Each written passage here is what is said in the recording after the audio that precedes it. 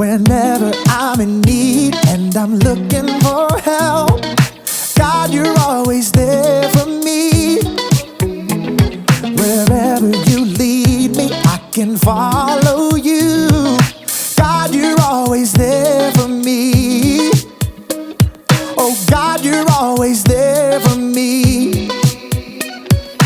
Help me believe you know what's best for me.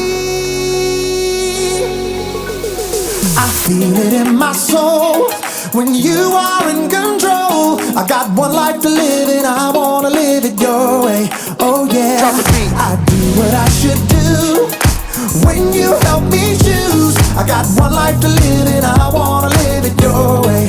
Oh yeah, I got one life to live and I wanna live it your way. Oh yeah, one life to live and I wanna live it your way. Whenever I'm lost and I don't know where to turn, God, you're always there for me. Wherever I go, you're always by my side. God, you're always there for me. Oh God, you're always there for me. Yes, you are. So help me believe you know what's best for me. I feel it in my soul when you are in control. I got one life to live and I wanna live it your way. Oh yeah, I do what I should do when you help me choose. I got one life to live and I wanna live it your way.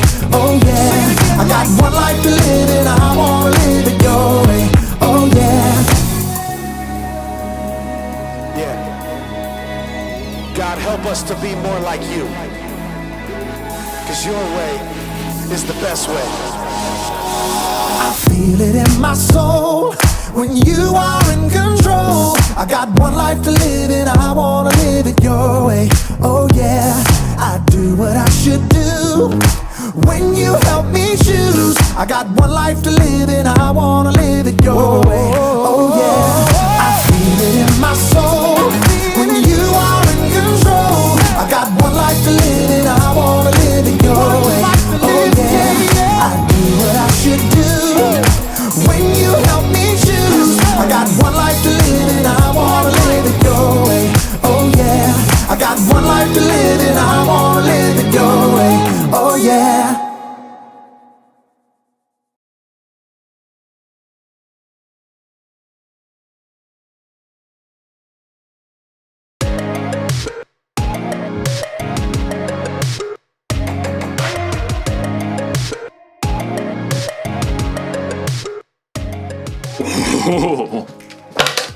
Hello everyone, my name is Jacob, here today to talk to you about self-control. Self-control is choosing to do what you should, even when you don't want to. It's very important to have control. I have a controller for just about everything, in fact. Like this stereo.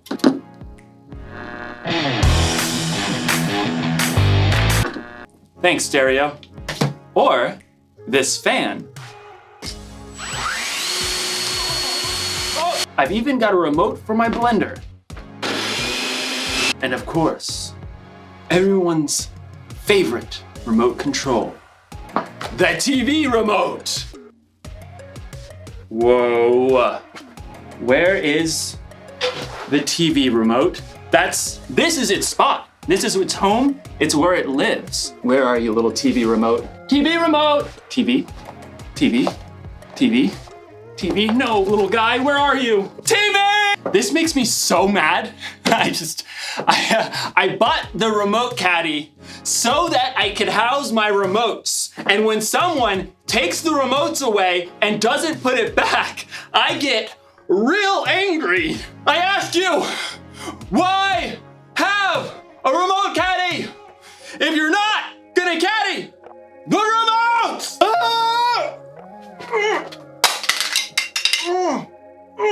What's going on? Oh, I think I'm paused. Okay, maybe this is for the best. I was really losing my temper there. Okay. I feel better. You can unpause me now.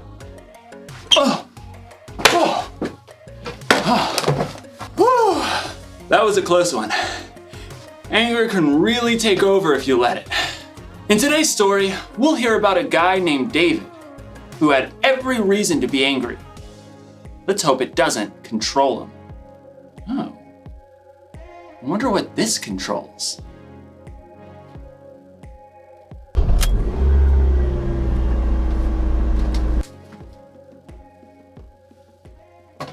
I don't even own a car.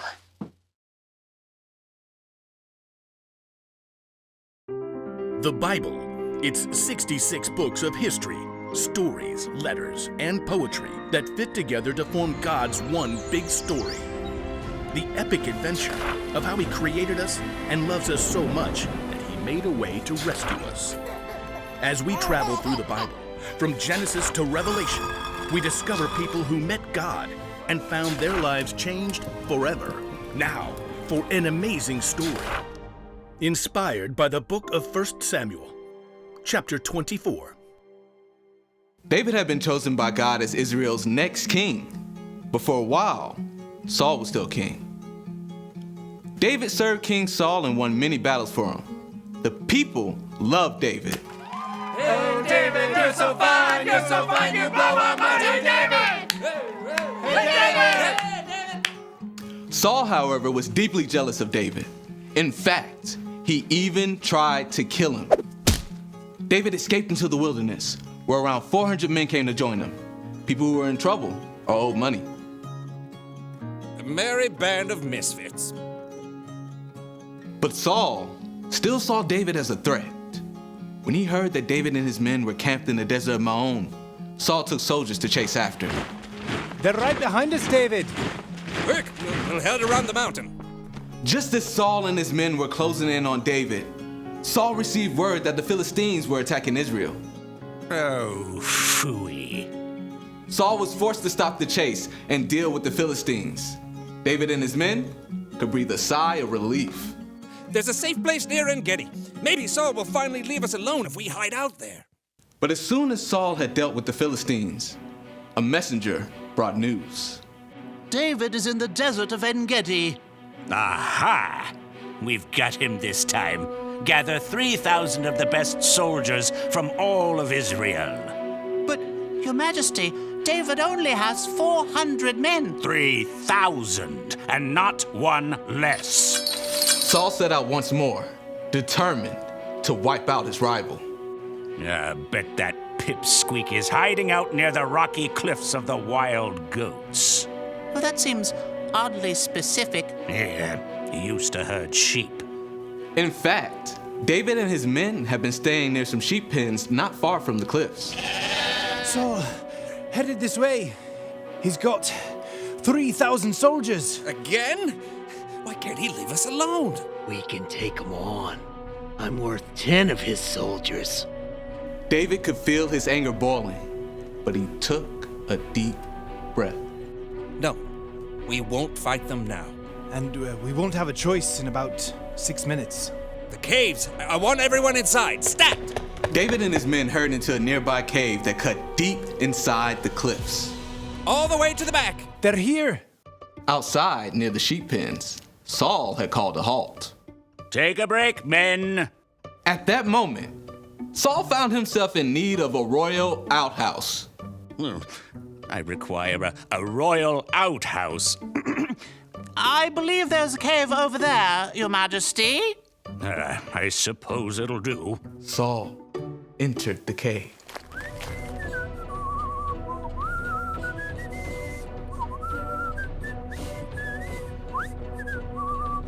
Far back in the cave, David and his men froze. Through the gloom, David could see the man who had tried to kill him and was now forcing him to live on the run. What if he finds us? I don't believe we're Saul's #1 priority at the moment. He's alone. This is your chance. God's handed your enemy over. Don't let this chance just trickle away. David's anger burned red hot as he crept up behind Saul, sword at the ready. But then, he forced himself to stop. Instead of attacking Saul, David sliced off a corner off the king's long royal robe. Saul left the cave with no idea that David was still inside. Time to move out, men. This is the day we take out that whippersnapper David. But at that moment, David emerged from the cave and cried out, King Saul! David? David bowed low to the ground. Why do you listen when men say David is trying to harm you? This day you have seen with your own eyes how the Lord handed you over to me in the cave. Some of my men begged me to kill you, but I didn't. I said, he is the Lord's anointed king. Saul could only stare in shock as David held the piece of fabric he cut from Saul's robe. Look at this. I cut off the corner of your robe, but I did not kill you. Yet you are hunting me down to kill me. May the Lord show that I'm not guilty of doing anything wrong. May he save me from you. The truth cut Saul to the heart and began to weep. Oh, you are a better person than I am. You have treated me well, but I've treated you badly. May the Lord reward you. I know for sure that you will be king. Now, promise me that you won't kill my family or wipe out my name from my family line. David looked his enemy straight in the eye. I promise. Then Saul and his men returned home, and David and his band of misfits returned to their usual hiding place.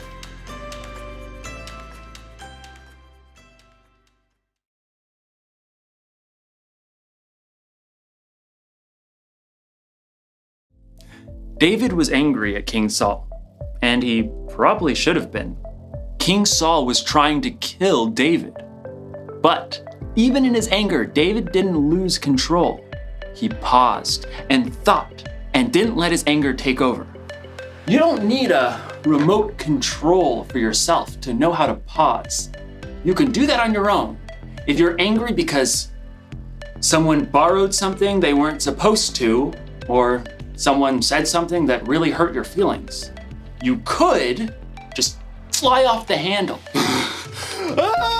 Or you can pause, count to 3 or 10 or 100 if you have to, and think about how you're going to respond. Remember, you can pause in real life, but what you can't do is rewind. Once you've said or done something in anger, it's out there. You can never take it back. I'm not saying you shouldn't ever get angry. In fact, Jesus himself got angry, but he had good reasons to get angry. And so do we sometimes. It's like when you or someone you know is being treated unfairly. That's a good reason to get angry. Losing a remote? Probably not the best reason to get angry, but good anger or bad, it's still wise to keep control of your anger instead of letting it control you. That's the one thing to remember today. Don't be controlled by your anger. Count to 10 and keep your cool. Music! Okay. Music! Oh, that's the... Okay. I gotta get a universal remote. I'll see you next time.